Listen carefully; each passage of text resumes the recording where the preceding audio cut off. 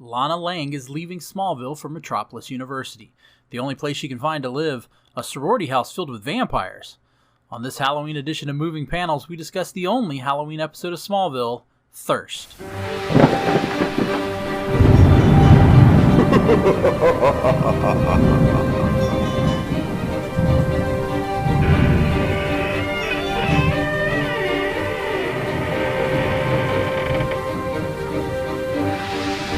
Welcome to Moving Panels, the podcast where we discuss movies and TV shows inspired by, based on, and adapted from the world of comic books.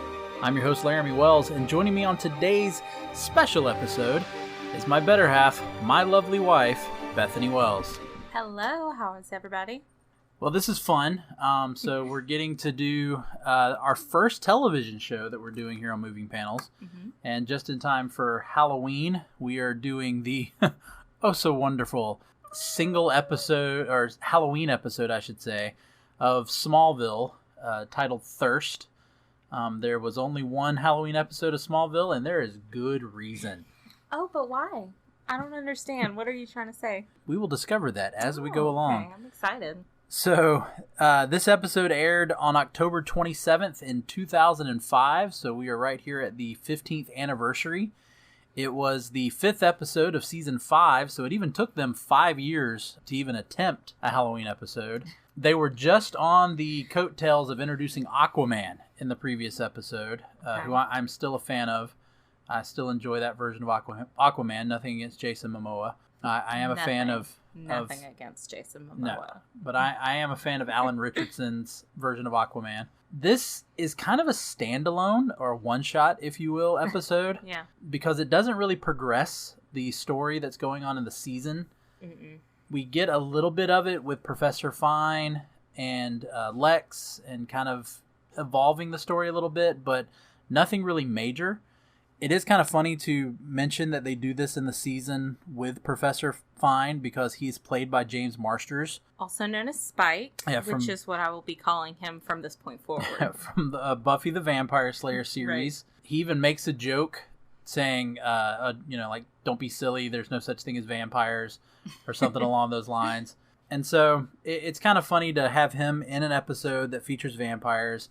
It's kind of crazy, but definitely fun. Yeah,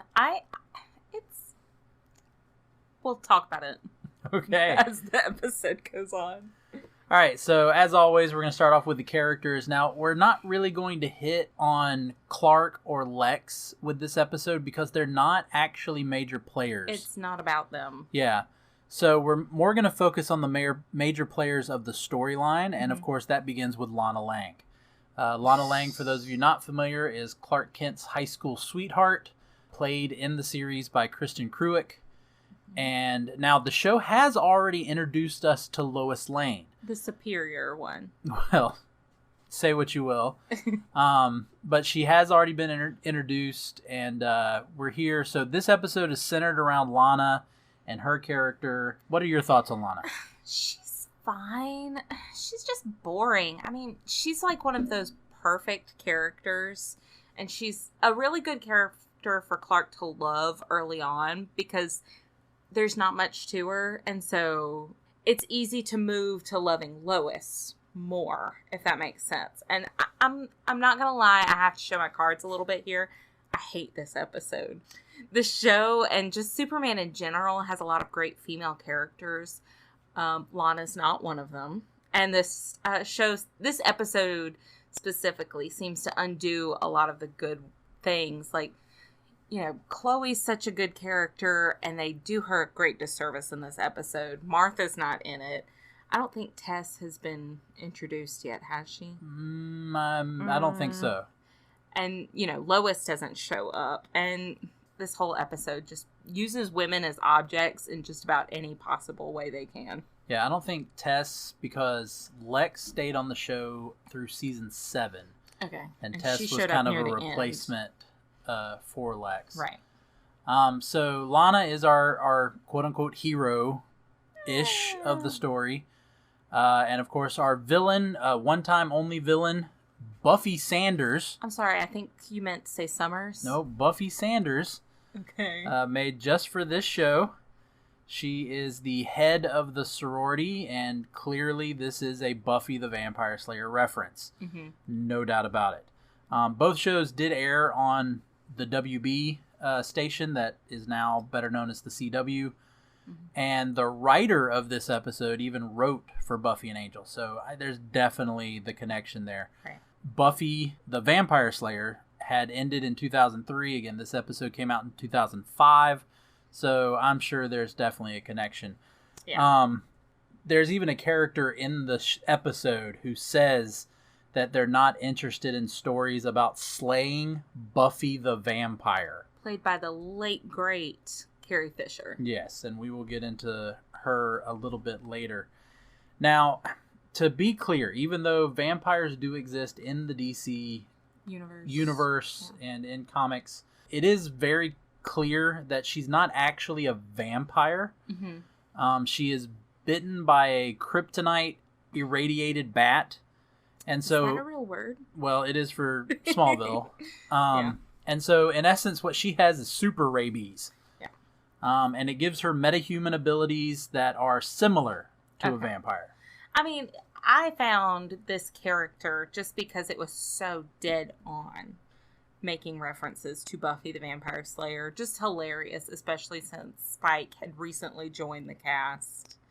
It's just funny to me. Yeah. I did enjoy that aspect of this episode. I think it probably, if they're really wanting to pull the Buffy the Vampire Slayer kind of reference, if there was a way to have had an interaction between Professor Fine and Buffy Sanders, I think that would have, just that one scene would have made the episode significantly better. But as Spike says, vampires aren't real. Yeah.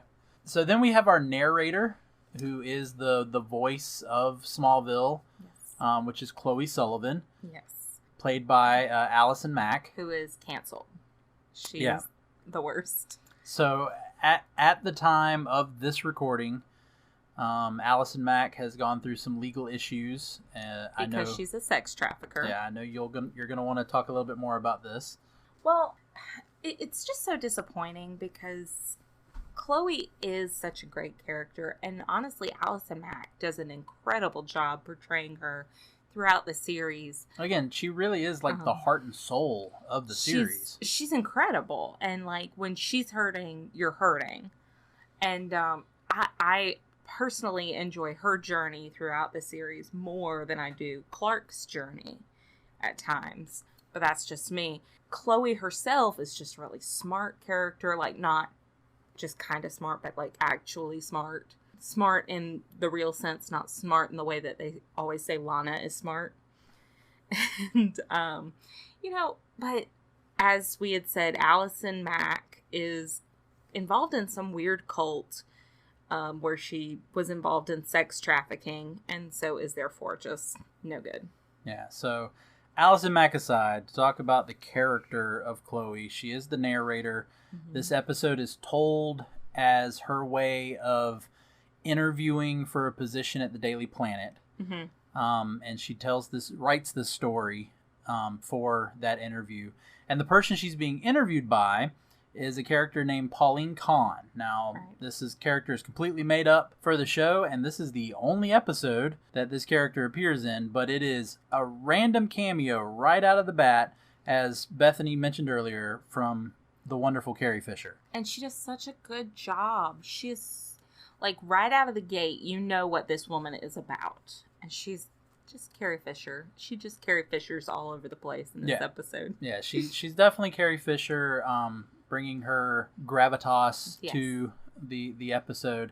I don't know. They had already introduced Perry White back in season 3, played by Michael McKean.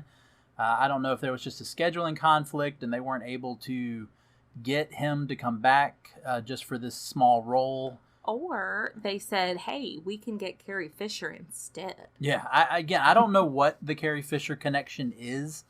But they never used her again. This is literally the only episode that she appears in. Now, with that in mind, there are actually other actors and characters that appear in this episode that we either never see again, or we see the actor, or we have seen the actor, but in different roles. So, first off, there's a couple of the sorority girls I wanted to point out. So one of the sorority girls, although I don't think you ever actually know their names, No. but doing some research, looking this up, one of them was named Adriana. Okay. And I was, my eye immediately locked onto her because I was like, I recognize her. That's Joe from Eureka. Now, was she with the blonde one, or was she the brunette one, or was she the medium-height brunette one, or was she the short brunette one? She was a brunette one. Okay. But it's played by Erica Sarah, I guess is how you pronounce her name. Such well-defined characters. Yes. Again, the sorority girls really... Just sexy puppets. Yeah, that's about all they are. So, but again, she went on to play Jo in Eureka. I'm a big fan of that show as well. Mm-hmm. However, we have also seen her play Lex's aide in an episode that's titled Lucy. That was actually in season 4 before this one. Don't know if it was supposed to be the same character, but she has Probably appeared not. in another episode. Another one of the sorority girls is named Courtney, played by Angelica Barron. She actually, in season 1, played, this I do know, a completely different character named Erica Fox, who was Pete's, Clark's best friend, Pete's spring formal date. And that was in the episode Tempest. So we've got a couple of people who, they're reusing, again, just kind of showing how just much they don't care about this episode, that they are just throwing actors that they've already used before into. Yeah. It was just a kind of a fish in a barrel. Just grab what you can get. Is that a thing? Fish in a barrel? Yeah, shooting fish in a barrel. Okay, then that's not what I'm trying to say. So we also have Karen, who is Chloe's roommate. Mm-hmm. I didn't look up the name of the actress that played this. She is only in this one episode. She, for the sake of plot, ends up moving out at the end so that Lana can move in with Chloe. That's a running theme in this episode, for the sake of plot. Yeah. And so she is, she's another one of these actresses that, they just had her on file because she previously had appeared as a waitress at the Talon in season 2. You see her in the episode titled Rush. So again, just using a bunch of just stock character actors that they had on file that they knew they could just call up and bring in. Now, one more person that I kind of want to mention. Some exciting cameos. Yeah, this is a cameo that if you're not paying attention, you'll miss him. He steals the scene. What are you talking about? Yeah, well, I mean, you do see a full facial shot of him. He has the very defining line of, huh? Yeah. So at the costume dance, the Halloween dance party, I guess I should say, not dance. You're old. Yeah. Lana is dancing with a cowboy, shirtless.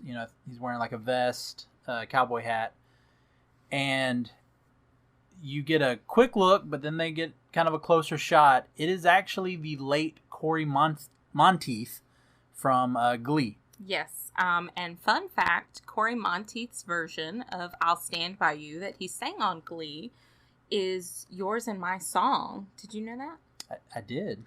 We danced to it at our wedding. Yes, Did you know that? I did. That was our wedding song. It was. So a big thing for us to, because obviously we didn't know who he was the first time, or Not in 2005. Yeah, I would say I didn't know.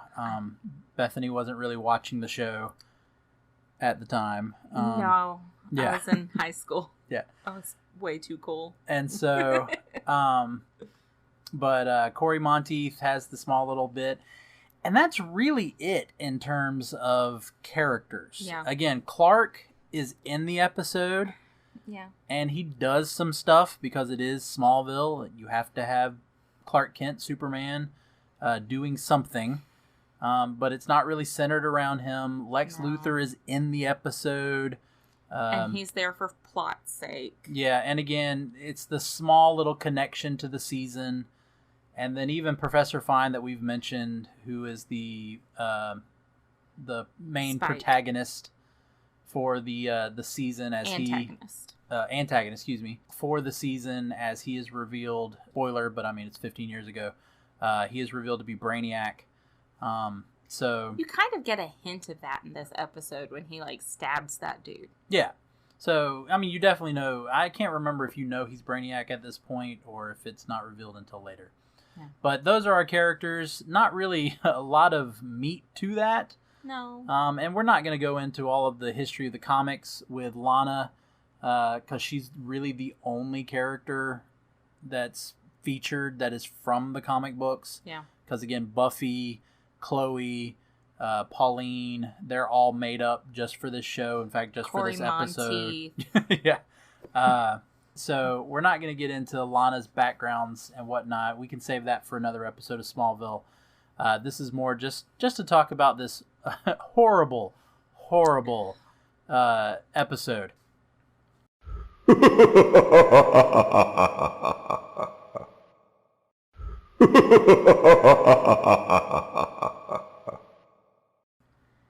All right, so let's get into what we call the moving panels, the parts of the story that may be from comics. I really had to pull for this one because, again, there's really nothing specific here that's out of a comic book.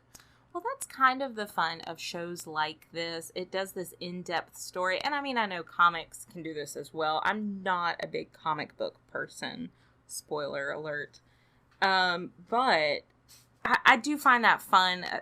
I read books sometimes. And one thing I like is when a book is made into a television series, it can go into depth in ways that like a movie can't. Yeah, no, that is the thing about television series is that they kind of build their own mythology. Mm-hmm. But again, this episode is even separate from that. Right. This is, in terms of a comic, this is like a one-shot. Right. It really doesn't have any connection. But we'll pull what we can. Like I said, DC has had vampires in the comics. Not these particular. There's not been a team of sorority girls. There's never been a Buffy Sanders, whatever her name is.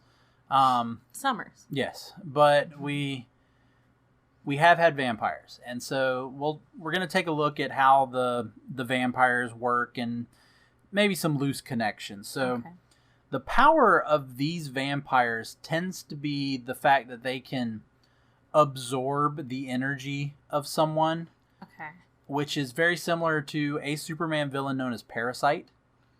Okay. Now we only see this happen though, because in the opening scene with the delivery guy, in any other scene that usually takes place with the sorority girls, it flat out looks like a regular vampire attack. Right. Where they are, biting his neck and they are, biting other things. And they are eating him. Now, the parasite connection comes later when Lana bites Clark. And she actually inherits some of Clark's powers, which is exactly what happens when Parasite comes in contact with Superman. He actually gets some of Superman's powers. Now, how does Parasite get the powers? Does he bite them? No, his is usually just by touch. By touch. By sheer touch. If he, it's kind of like in Marvel, there's the X-Men Rogue, that if she makes skin-on-skin contact, she can steal another character's powers. This also goes into the fact that, kind of to our big, Lana and Clark's relationship that the show's been built around. Lana is able to feel Clark's love, as she says later. Now, as Bethany has already alluded to, the other probably connection with vampires is the over-sexualization of the characters. These characters are just a way to appeal to the male audience. I'm not saying all the audience for Smallville is male, but I think they kind of knew who their target audience was, and they were appealing to that. And it was just kind of gross. Yeah, because the first time we see the sorority girls, it is bikinis, a hot tub, and they're inviting in, it's a pizza guy, right? Pizza guy. So, I mean, just your stereotypical, this is the beginning of a porn scene. I wouldn't know. I mean, stereotypical is what they always make fun of. So, another thing is the weaknesses. So, the primary weakness that we see is sunlight, which is relayed in the heat vision that Superman has. Okay. And, of course, Superman's heat vision is pretty much sunlight. Okay. We can connect that in the comics because it's explained that his heat vision is the solar energy that Clark collects that gives him his power, and it's a way for him to just expel it. So it is sunlight, so it works like sunlight, and so that makes it something that the vampires, the sorority girls, are going to be vulnerable to, and so that does connect to vampire lore. So although I would personally say Superman's heat vision would probably kill anybody, it probably wouldn't have to be a vampire. But it does, I will, to give them some credit, because I am dogging this a lot, it, again, back to that Buffy reference, the way she ends up killing Buffy, it's very reminiscent of how the vampires on Buffy the Vampire Slayer are killed. Yeah. And that they get blasted, and then they just disintegrate. They dust, yeah. Which I've always liked, kind of a little sidebar here with Buffy the Vampire Slayer, the fact that Joss Whedon came up with the idea of the vampires dusting was brilliant, because then you don't have to explain all of these bodies laying everywhere.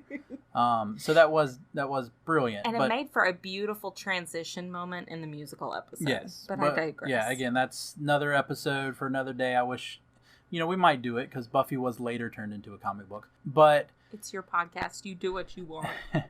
Going back to Buffy, that's Saunders in this episode, being killed by Lois. I think that's exactly the Lana. Lana. Because Lana I'm pretty sure she straight up murdered Buffy.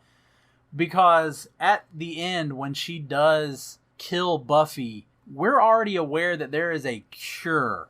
Because Lana gets cured. The sorority girls get cured. So Buffy could have been saved. Yes. And she is the only one of the vampires that we see killed.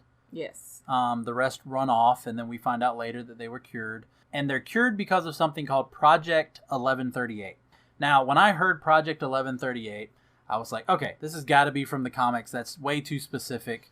And so I did some research, and nope, it is not from the comics. In fact, just like many things in this episode, it is never mentioned again.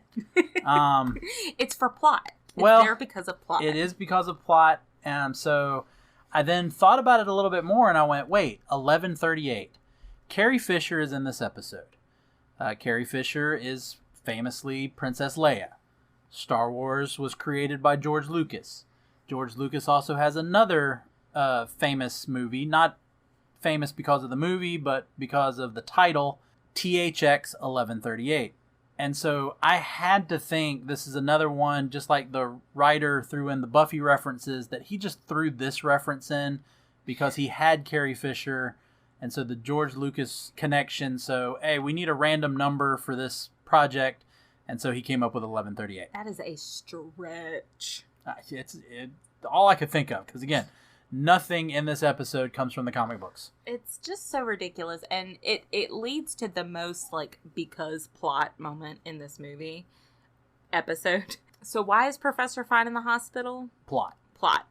And he just so happens to be there, and he just so happens to know about this obscure project that will solve all of their problems. And isn't he just walking by? He's just walking by. He's like, "Oh, hey, Clark, what's going on?" It's like the movie The Room. Oh, hi, Clark. There's a reference for you, listeners out there who may not be familiar with The Room. In case you're wondering, I'm a nerd. Well, with that being said, you actually found one kind of comic book plot device, however you want to call it. A very lazy plot device that originated from a comic book. Yeah, so why don't you share that? Halfway through the episode, Chloe gets bitten by Lana and is then unconscious. This is called fridging. So they fridged Chloe. Fridging a character is when you take typically a female character and intentionally put her in a position where she can no longer contribute to the progression of the story. And it's often used to inspire the male hero to rise to action. Not always, but a lot of times. And it's just a really lazy plot device. And the phrase was inspired by a Green Lantern storyline in 1994, where Kyle Rayner arrives home to find his girlfriend's dead body in a refrigerator. Yeah, I'm familiar with that storyline. I never knew that it created this plot device called fridging. Well, it's what people use to reference the plot device. So it didn't create it, but it's one of those things where people use that as like the shorthand. Yeah, I mean, it's like Hitchcock coming up with the name MacGuffin. Yeah, the MacGuffin. Yeah, he named it after a crew guy, Yeah. and that's the name that stuck. Right. You know, you find it a lot, especially in superhero movies, where a woman will be literally just ejected from a scene in order to remove her from the action so that the men can get down to business. Yeah. Or, I mean, even, you think back to the original Superman movie, killing Lois Lane. Yeah. So that Superman has this just moment where he ends up turning back time and... Well, I think the thing that frustrates me the most with this episode is you did not need Professor Fine. Chloe has proven herself to be smart. If she had been able to stay in the action, she probably would have found out about Buffy. She would have found out about Project whatever you call it. 1138. And Project Stretch. And then possibly Buffy could have been saved. But instead, you had to have this moment where Chloe was a damsel in distress, and the men had to come to her rescue. Yeah. And it's just ridiculous. Honestly, that's really it. Yeah. There's really not a lot. We'll talk about some just fun little trivia things in the episode that I just thought was kind of fun. I mean, the title Thirst I thought was clever because it not only refers to the vampires having a thirst for blood, but I think because of Chloe's story, it's her thirst for wanting to be a reporter and wanting to work for the Daily Planet, which Pauline's character does see at the end when she finishes reading the story. So I did kind of like the kind of double meaning of the title Thirst. Yeah, that brings me to that thing we discussed and we didn't put in the notes yet. Do you want to talk about that now? Sure. Okay. So at the end of the episode, Chloe goes through this. She has gotten the job she wanted, but she's like, I'm working up from the ground floor. And she goes, let's be real, it's the basement. And then she said, it's the home of politicians and all of this stuff. And then she says, and future superheroes. And it leads me to ask, like, when is she telling this story? Yeah, because the only way for her to say that the Daily Planet is a home to a future superhero would be that she already knows Clark is going to work for the Daily Planet. Yes. And that he is going to, I mean, he already kind of is a superhero, but... And she already knows about Clark's powers at this point. Right. Well, because he even, like, rushes in. Yeah. So, yeah, they kind of leave it ambiguous as to when is she telling the story, because then you almost think she's also not telling it as she's giving or doing the interview, that she's actually telling the story about interviewing and telling the story. Yeah. So it makes it very a little confusing. Yeah. But it is kind of a neat thing to think of, like, oh, is this whole show supposed to be Chloe reminiscing on the origins of Superman? Well, if you go all the way, 5 years later, when the show ended, they do kind of imply that a little bit as well. She's reading, spoiler alert, she's reading to her child. Yeah, which you find out is a comic book. Yeah, so there is a lot. Again, like I said earlier, Chloe is kind of the heart and soul of Smallville. She became such a big character for this series because she wasn't in the comic books. No, but she originally. But they did end up at kind of retconning her into some of the stories of being a childhood friend of Clark. Well, she's just an interesting character. I agree. I love her. Yeah. Again, Chloe. Yeah. Chloe. Chloe. Very specifically, do not love Alice and Mac.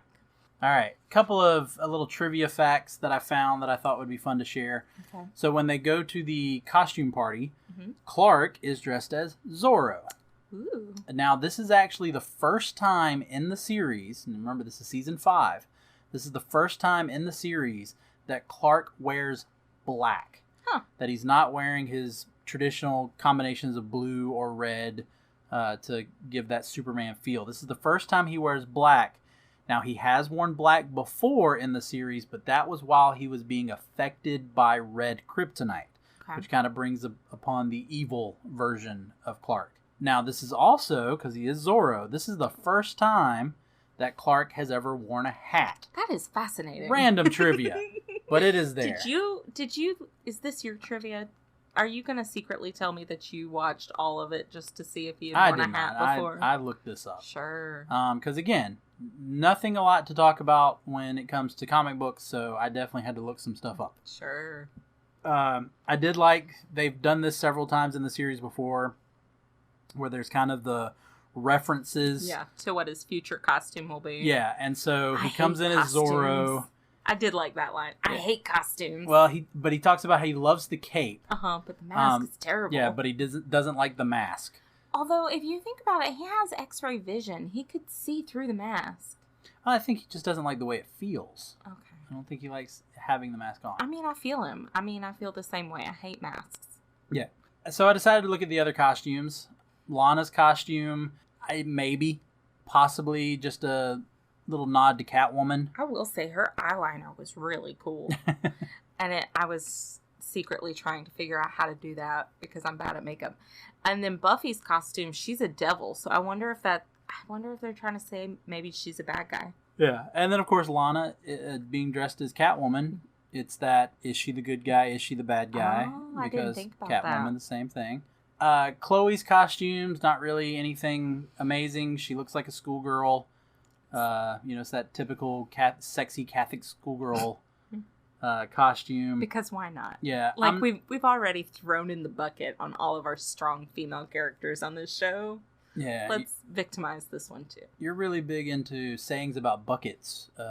Fish in a bucket. I'm bad at buckets, throwing in the bucket. I'm not a bucket girl. Okay.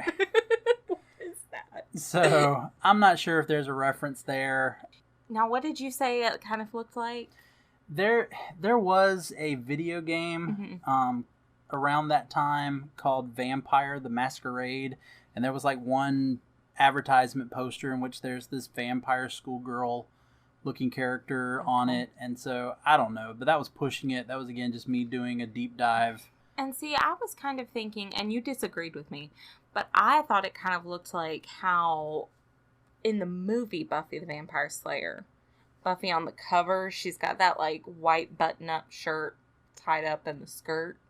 Yeah, but she's wearing it over a cheerleading outfit. Yeah. And so I don't know. Maybe we're thinking too much into it. Yeah, again, maybe we're trying to find stuff. Maybe we're grasping at straws in a bucket. There you go. So now, we keep keep coming back to this, but Chloe as the narrator. Mm-hmm. Chloe as the narrator actually faults a little bit. Okay. Because, like I said, there are the scenes between Fine and Lex that are occurring without her anywhere around. Right. So there's no way she could be telling what is happening there. Mm-hmm. Now, the scenes after she is unconscious... Fridged. You could just go back and say, well, Clark told her how everything happened. Or you could have just let her remain in the action and she could have told the story and it would have made more sense. Yeah. Just throwing that out there. Yeah, there's really no reason why Chloe's not continually involved.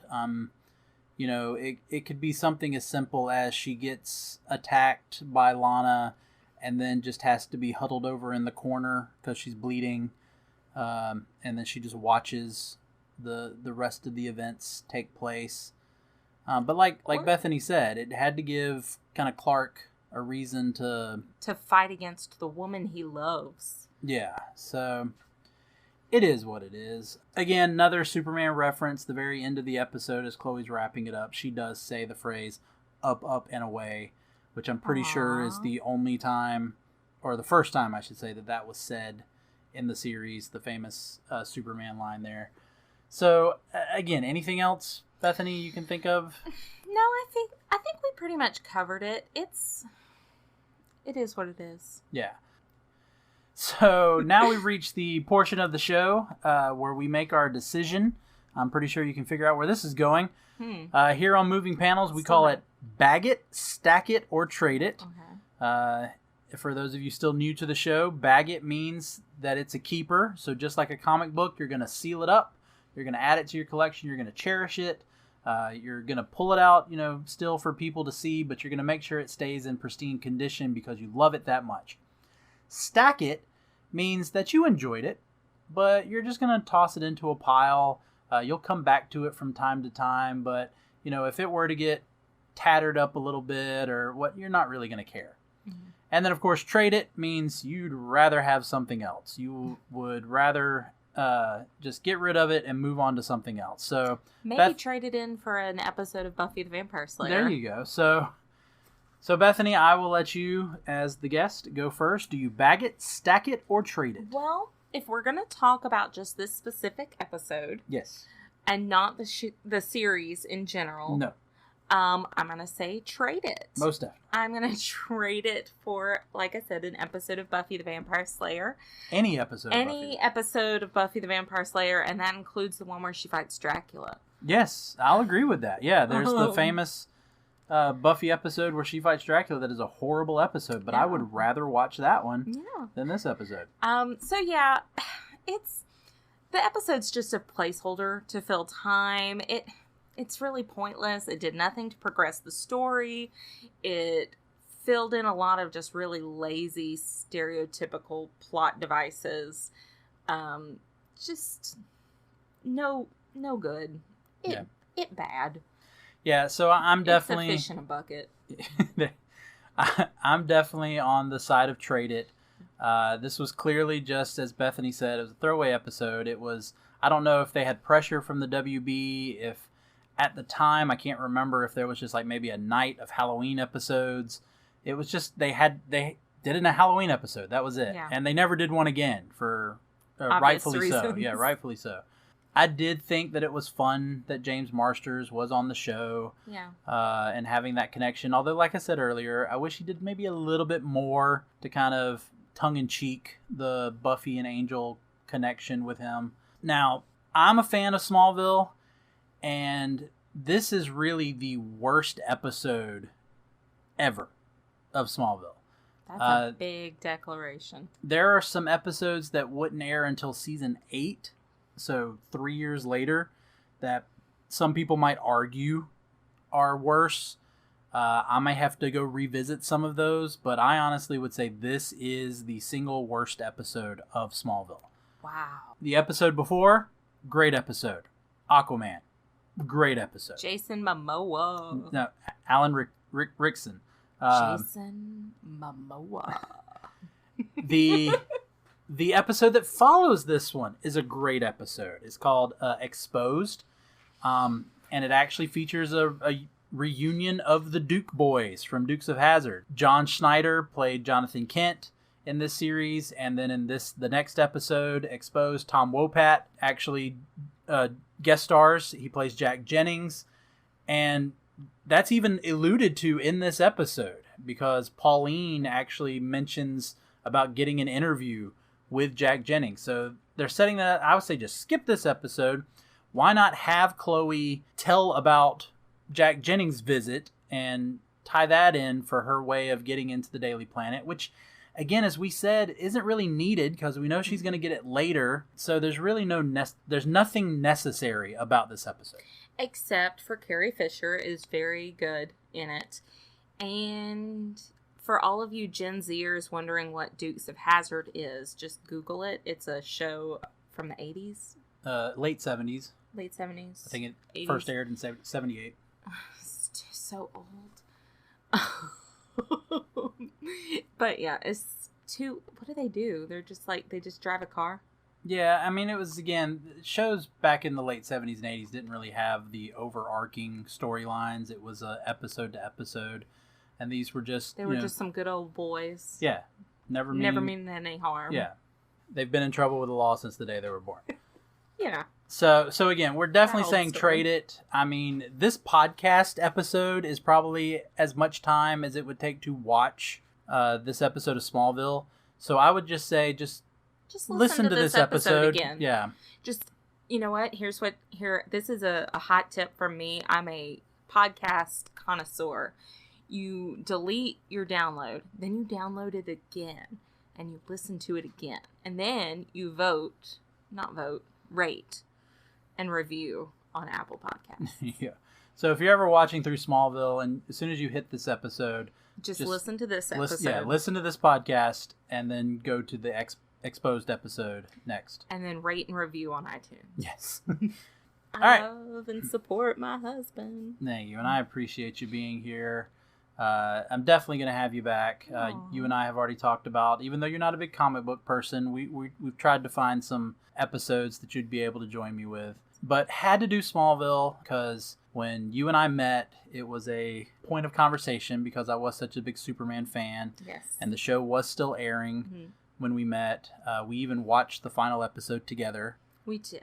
And that was, I do remember that, and that was very sweet. Yeah, I came to your apartment in college. Yes. We were on our way to a beach vacation, and I knew the episode was airing that night. And so you stopped to pick up me, but it was to sit and watch this But we episode. sat and watched that episode, and then we drove. It was not nearly as romantic as you tried to make it seem. Yeah, and then we left from there and went to the beach. Yeah. So it was a pleasure having you here. And that was okay. No, wait. 15 years ago, we did not know each other. No. We didn't know each other. Again, would be bad. Smallville lasted for 10 years on television. So this was 2010. Okay. When we watched the final episode together. So I have a panic moment that we had been together for 15 years. No. Not that I would hate that, but you know. No, I just don't want to be that old. All right. Anything else you want to say, Bethany? Close us out. That is all. I just thank you so much for letting me be on your podcast, and I hope everyone enjoyed it. We're married, so half of this podcast is yours. Yes! Taking it all. All right, for Moving Panels, I'm Laramy Wells, and I'll see you on the other side of the page.